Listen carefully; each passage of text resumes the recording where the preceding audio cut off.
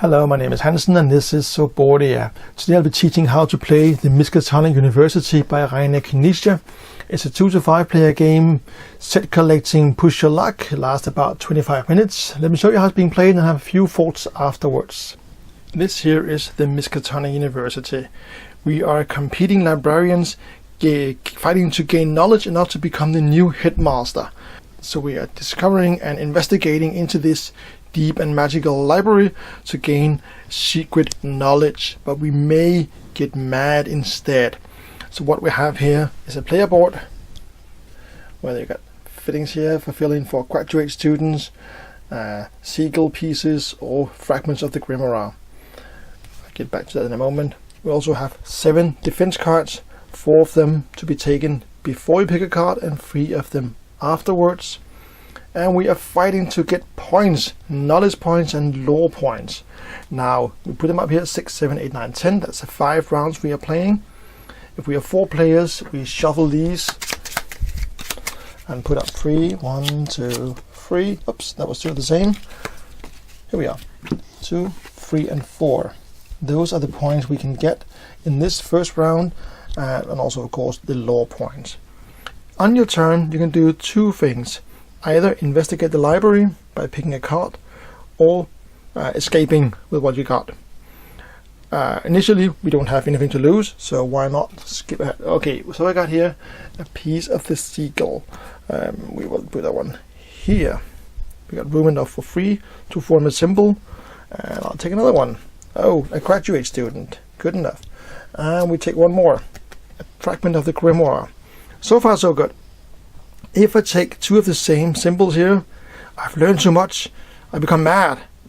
The same thing about the seagulls here. If I get 2 of the same ones, I get mad again. I do, however, have a chance.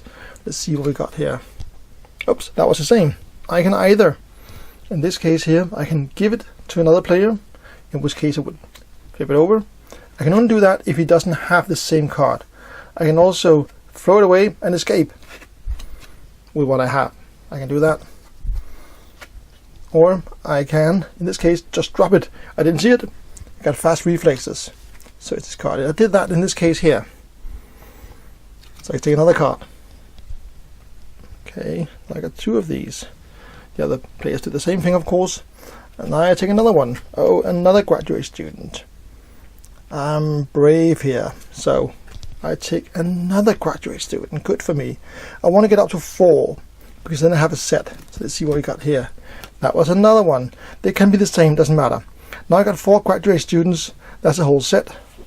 I discard this set, and they can flip over one of my defense cards. If I have not flipped anyone over, they were just lost.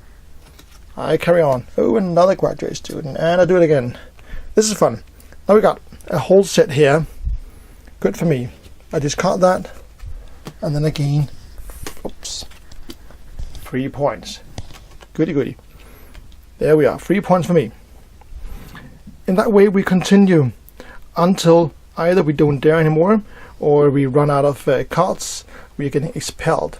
If I leave the university, the library, I just say pass, and I take the bottom of the red ones. And I cannot do anything else in this round here.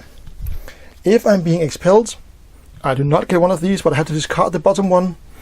So there's slightly more points to fight for the leftover gamers. If I escape with this card here, I do get to take one of these. And I also keep my graduate students, but lose my card. In that case, the players complete the rounds. They get their points, so on, and we start a new round. If I'm being expelled by becoming mad, if I get 2 of the same symbol, in that case, I lose all my stuff, all my cards here, not my points. I lose all my cards. But I do get to flip over one of these cards as a compensation. And then we start again. The player who played last also starts a new round. And that's more or less how you play it. So a set of 5 different grimoires gains you one of these. A set of sequels gains you one of these. And a set of graduate students lets you turn over one of your defenses. The defense cards. These 4 shall be taken before you pick your card. In that case here, this is a good one. I get to flip over the top 3 and I can choose. I want this one. The next player can choose either one of these or one of those. That was that card. This one here. If I had several here of these, but I didn't dare, I was afraid, I could discard all of them and play again. That's what I do before I pick a new card. Or I can steal from another player. Say, oh, I really want that piece over there. So I take his card, pretend it was his over there, before I pick a new one. Good for me. Or in this case here, I can discard whatever I have here before I continue. Those are the cards I can do before I take a library card. And after I take a library card, I can either, that's what I just said, give it to another player, escape with my sanity intact, or just drop it. And that's how you play Miskatonic University. At the end of the round, or in the 5 rounds, you count together all your red cards and your black cards and your grey cards, and whoever has the most points wins. If there's a tie, the one who has the highest black card wins. This is definitely on the lighter side of games, and it is fun. It's a fast little filler, 25 minutes, and has a very high spite factor involved. There is a bit of strategy of when to use the defenses and when not to, and when to give it to someone else. There's a bit of that, but not a lot actually. But what there's not is the theme. I don't really feel this Cthulhu theme in it. But then again, that's a Knizia game for you. I enjoyed it a lot. Maybe you will too. Thank you for watching. This was Hansen and Subboardia.